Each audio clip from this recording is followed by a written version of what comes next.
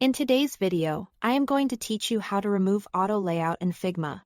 If you've ever set up a frame with auto layout to handle spacing and padding, but now need precise, manual control. Removing auto layout is quick and safe when you know where to look. Start by opening your design and selecting the frame that currently has auto layout applied. It's important that you select the parent frame itself, not a text layer or an item inside it. A good check is to click the frame's name in the Layers panel. Or click the frame's bounding box on the canvas. When the correct frame is selected, you'll see an Auto Layout section in the right-hand design panel. The fastest way to remove auto layout is with a keyboard shortcut.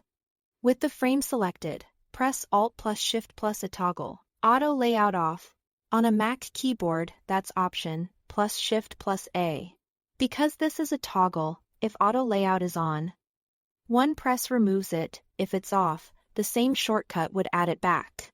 After you toggle it off, you'll notice the auto layout section in the sidebar collapses. And the spacing handles on the canvas disappear, signaling you are back to manual positioning.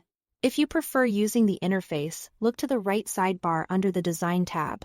Find the Auto Layout section for your selected frame and click the Toggle Auto Layout control there.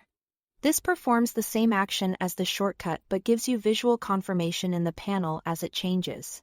It's especially helpful if you are double-checking exactly which frame you are modifying. You can also do this from the context menu. With the correct frame selected, right-click on the canvas and choose Remove Auto Layout. This is a straightforward option that leaves little room for error, since the menu explicitly states what will happen. That's it. Thanks for watching.